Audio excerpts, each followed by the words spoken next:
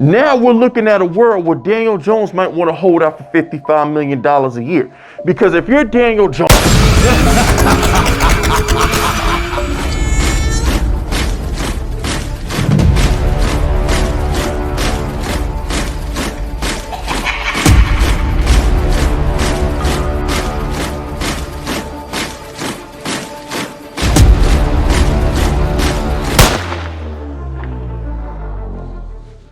all right, look.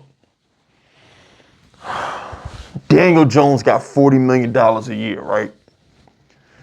Now you remember when I launched my campaign to help my favorite player get his bag, I kept telling Danny, I kept saying, bruh, wait a year. That's what I kept saying about Daniel Jones. I said, yo, wait a year and get 50-something million dollars. That's what I kept saying, because I said, remember he asked for 45 million or something like that, and I said that's too low, and everybody laughed at me. Everybody thought I was clickbaiting. Everybody thought I was Daniel Jones dick riding. Everybody thought I was delusional because I said $45 million for Daniel Jones is a discount. And then when he signed the $40 million contract, I said Joe Shane got away with robbery. I said Daniel Jones is underpaid at $40 million. Fast forward a year later, and I'm right. Daniel Jones at $40 million is underpaid if he plays like he did in 2022. See, here's the thing. 2022 Daniel Jones, wild card winning Minnesota Daniel Jones, is worth more than Tua. He's worth more than Trevor Lawrence, and he's worth more than Jordan Love. They're all making $53 to $55 million a year. Where's Tua's playoff win? I'll wait. Where is it?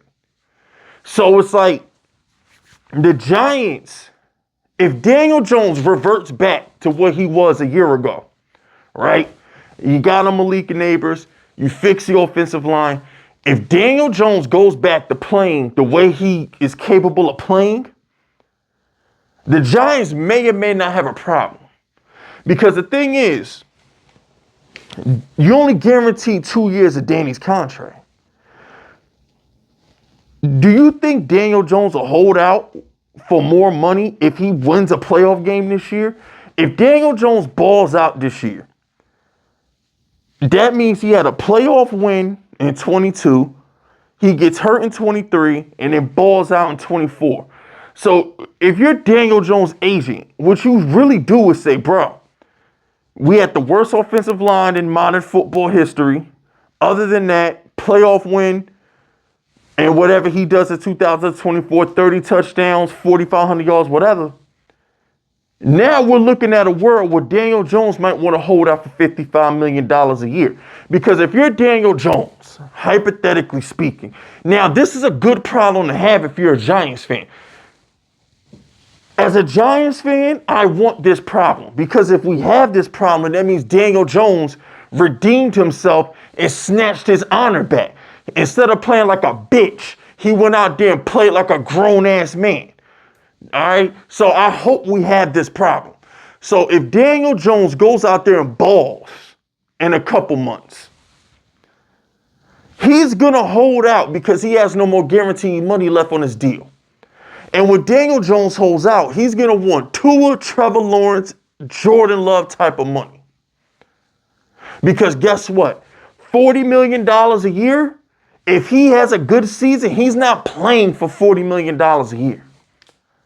Didn't I tell y'all the rates for quarterback was just going to go up and up and up, and Daniel Jones is underpaid? Didn't I tell y'all that? I told you. I told you. Now, the Daniel Jones that we saw last season isn't worth $40, let alone $40 million. That Daniel Jones should be barred from playing football. I declare martial law on his football abilities because he shouldn't be allowed to waste them in front of me on my television screen. Every time I saw Daniel Jones last year, I wanted to throw up. Last year's Daniel Jones was pathetic. But 2022 Daniel Jones was the top 5 quarterback. If he could even be half of what he was in 2022, throwing an extra 10 touchdowns with a healthy Malik Neighbors and a healthy Wan'Dale Robinson, give him like 25 touchdowns, 3,500 yards, maybe a playoff win, he's going to come back to the table and ask for $55 million a year. And I'll take that. Every Giants fan watching this video right now, would you or would you not take 25 touchdowns and 3,500 yards out of Daniel Jones? Would you not take that? Now, the question, like I said, the quarterback money is so high. If Daniel Jones did come back to the negotiation table, would you want to pay him or would you want to draft a guy? See, that's the question, right? So, when you think about it, the Giants passed on J.J. McCarthy. Now, I'm not saying I wanted J.J. McCarthy, and that's not what I'm saying. Let's just workshop this for a second. You know how I preach on my other channel, always think 3 steps ahead, always stay 3 steps ahead, always be focused on the next problem and not the current problem? Because if you was focused on the next problem, your current problem will already be solved. Okay? By not drafting a quarterback at 6, you basically said that Daniel Jones is going to be good. And if Daniel Jones is going to be good, you have to be prepared to pay him the following offseason. So I said all that to say this. Would the Giants have just been better off drafting a quarterback at 6, whether it was Penix or J.J. McCarthy, just reaching for a quarterback so you can have cheap labor for the next 5 years instead of rolling the dice with Daniel Jones and being forced to pay him an extra $10 to $15 million a season if he produces? So now you get the guy Malik Neighbors, Brian Daboll's calling the plays. If Daniel Jones goes out there and balls, now you're looking at a $55 million quarterback who you still don't know if he's that good.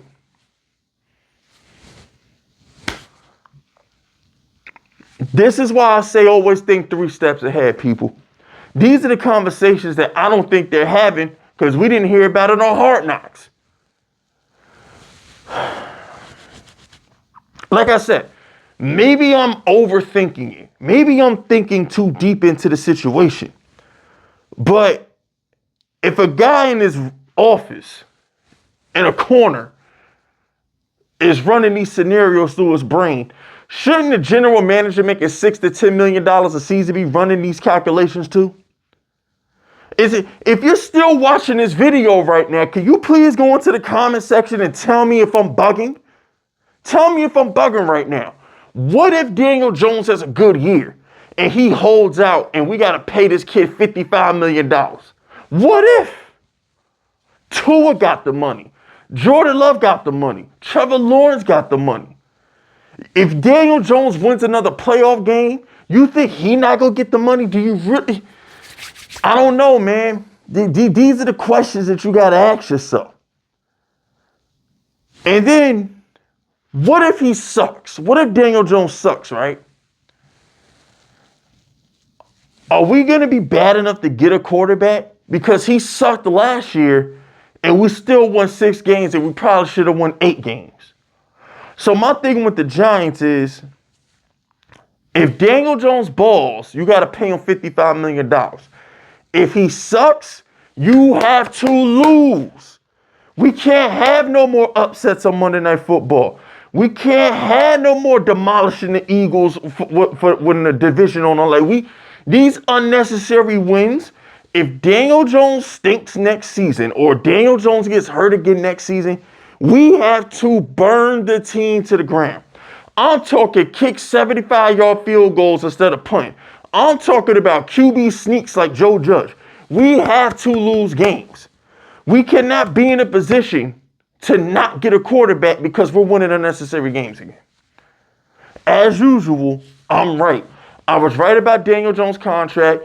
I was right about Tommy DeVito blowing our quarterback situation. I'm always right.